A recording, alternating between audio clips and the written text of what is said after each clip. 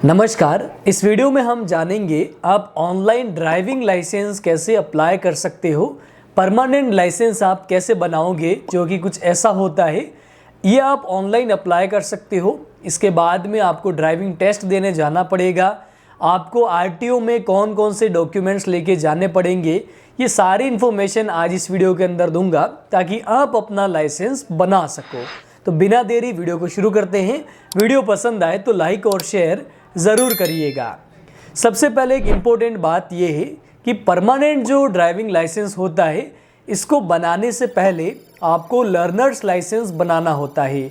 Learner licence अगर आपने बना लिया है तो ही आप ड्राइविंग लाइसेंस के लिए अप्लाई कर सकते हो। तो अभी ये लर्नर लाइसेंस आप कैसे बना सकते हो, ये 15-20 मिनट का काम है केवल। आप मेरा ये वाला वीडियो देख लो, इसका लिंक वीडियो के डिस्क्रिप्शन में दे रखा है। इसको बनाने के बाद में जब ये लर्नर लाइसेंस बन जाएगा तो 30 दिन के बाद ही आप ड्राइविंग लाइसेंस के लिए अप्लाई कर सकते हो।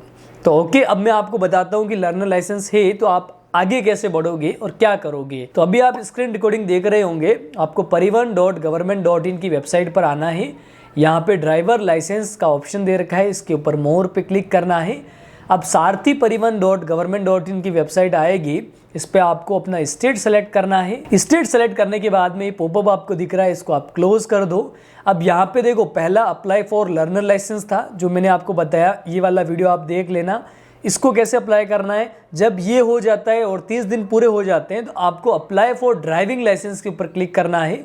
अब यहाँ पे आपको टोटल 7 स्टेप देखने हैं और कंटिन्यू के ऊपर क्लिक करना है। अब यहाँ पे आपको अपना जो लर्नर लाइसेंस है ना, जो नंबर है वो आपको यहाँ पे एंटर करने हैं। अब लर्नर लाइसेंस नंबर इसके अंदर कैसे लिखना है, तो ये नीचे एग्जाम्पल दे रखा है, इस तरीके से आपको लिखना है। बीच में एक स्पेस देना होगा। उसके बाद में आपको अपना डेट ऑफ बर्थ एंटर करना है, फिर ये कैप्चा एंटर करना है। उसके बाद ओके पर क्लिक करना है। जैसे आप ओके पे क्लिक करोगे, आपका जो मोबाइल नंबर होगा जो आपने लर्नर लाइसेंस बनाते टाइम लिया था, एंटर किया था, ये आपका आएगा। कैप्चा एंटर करना है। इसके बाद में जनरेट ओटीपी पर क्लिक करना है। आपके नंबर पर ओटीपी आएंगे, वो आपको एंटर करने हैं और फिर से कैप्चा एंटर करना है और सबमिट ओटीपी पे क्लिक कर देना है। अब जैसे आप सबमिट ओटीपी पे क्लिक करोगे तो बेनिफिट ये है कि इसमें पूरा फॉर्म भरा हुआ है, आपको अलग से कोई भी चीज ऐड करने की जरूरत नहीं पड़ेगी। अब आपको नीचे क्या करना है, जो आपने सेलेक्ट किए होंगे ना, कि जैसे 2 व्हीलर का लाइसेंस है या फिर 4 व्हीलर का है, तो आपको यहाँ पे क्लिक करके फिर इस तरीके से इसको सेलेक्ट करना पड़ेगा।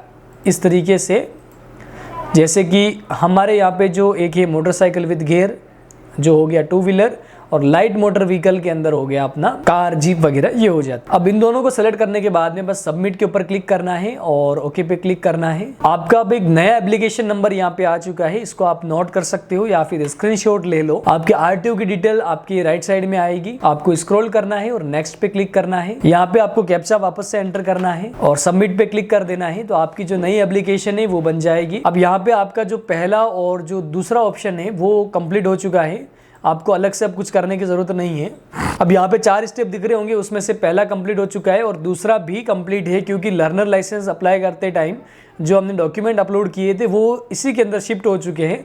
अब आपको केवल फीस पे करनी है, तो फीस के ऊपर क्लिक किया और प्रोसीड के ऊपर हमें क्लिक करना है। अब यहाँ पे जो फीस लग रही है वो 1050 रुपए लग रही है 2 व्हीलर की और 4 व्हीलर का लाइसेंस बनाने के लिए। ब्रेकअप दे रखा है, आप इसमें देख सकते हो कि नया डीएल जो बनेगा और जो चार्जेस वगैरह लगेंगे वो कितने, आप पढ़ लीजिए। और पेमेंट गेटवे सेलेक्ट करना है, कैप्चा एंटर करना है। आप ईमेल आईडी भी एंटर कर सकते हो यहाँ पे, अगर ईमेल आईडी नहीं है तो पे नाउ के ऊपर क्लिक करना है। आई एग्री करिए और प्रोसीड फॉर पेमेंट पे क्लिक करिए और यहाँ से आप ऑनलाइन स्कैन करके पे कर दीजिए। कंटिन्यू पे क्लिक करना है। यहाँ पे आप चाहे तो यूपीआई का ऑप्शन सेलेक्ट कर सकते हो और प्रोसीड पे क्लिक कर दो। यहाँ पे क्यूआर कोड भी आप शो करवा सकते हो और ये हमने कुछ क्यूआर कोड स्कैन किया और यहाँ पे कर दिया, तो ये पेमेंट सक्सेसफुल हो गया। अब ये ऑटोमेटिकली यहाँ पे रिफ्रेश होगा, आपको कुछ भी छेड़खानी नहीं करनी है या फिर टैब क्लोज नहीं करना है। स्टेटस अपडेटेड एज सक्सेसफुल आपको दिख रहा है। ये आपका जो ई ग्रास चालान नंबर है, इसको आप प्रिंट कर सकते हो यहाँ से या फिर स्क्रीनशॉट ले सकते हो।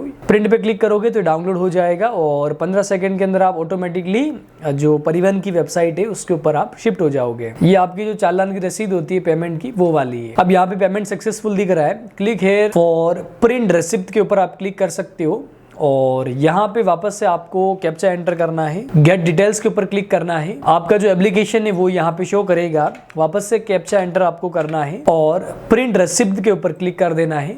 जो आपकी जो रसीद होगी वो डाउनलोड हो जाएगी। इन रसीद का आपको जरूरत जब आरटीओ आप जाओगे ना, जब आपका बायोमेट्रिक होगा, फोटो क्लिक करवाओगे आप आरटीओ जाके, उस टाइम इसकी जरूरत पड़ेगी। वो आगे बताऊंगा कौन कौन से डॉक्यूमेंट्स की जरूरत है। अब देखो, अब आगे का स्टेटस करने के लिए आपको होम पे क्लिक करना होगा, एप्लीकेशन स्टेटस देखना है या फिर आगे के स्टेप पूरे करने हैं, जैसे कि स्लॉट वगैरह बुक करना है। तो यहाँ पे वापस से एप्लीकेशन स्टेटस का ऑप्शन आपको दिख रहा है, इसके ऊपर क्लिक करना है।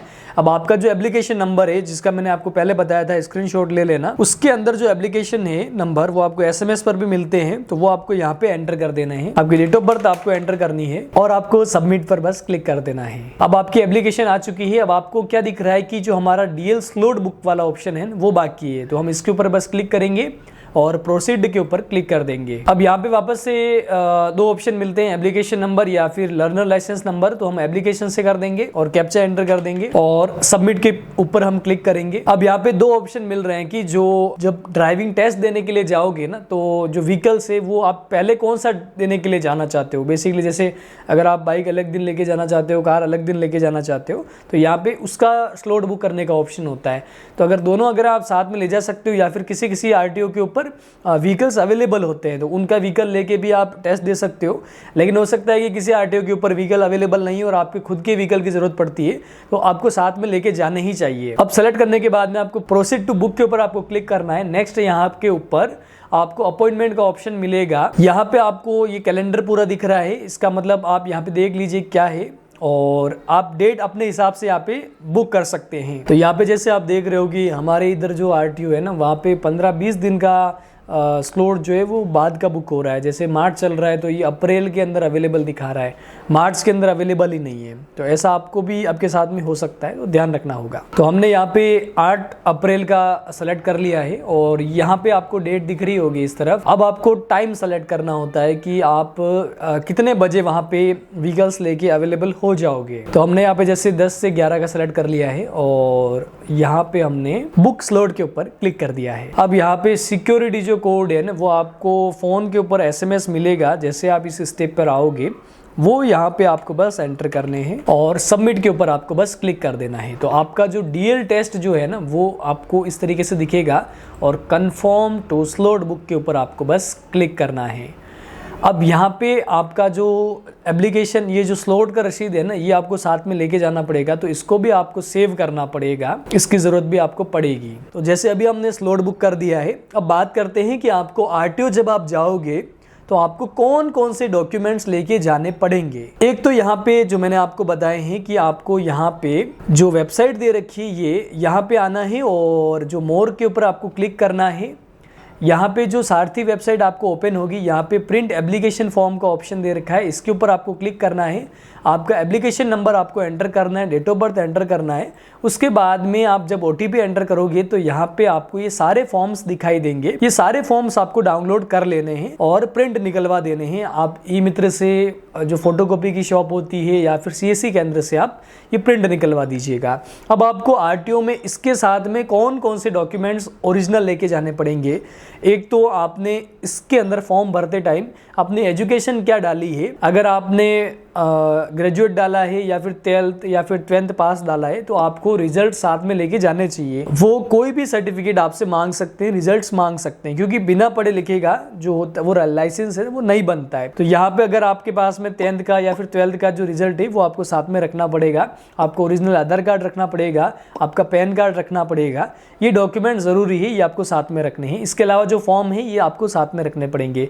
स्लॉट जब आप बुक करते हो ना, बुक करने के बाद में आपको डायरेक्टली वहां पे जहाँ पे ड्राइविंग टेस्ट होता है वहां जाना नहीं है। पहले आपको आरटीओ ऑफिस विजिट करना पड़ेगा। वहां पे 2-3 अलग अलग काउंटर होते हैं जहाँ पे पहले आपको अपना टोकन लेना पड़ेगा, उसके बाद में डॉक्यूमेंट वेरिफिकेशन करवाने पड़ेंगे, फोटो वगैरह क्लिक करवाना पड़ेगा।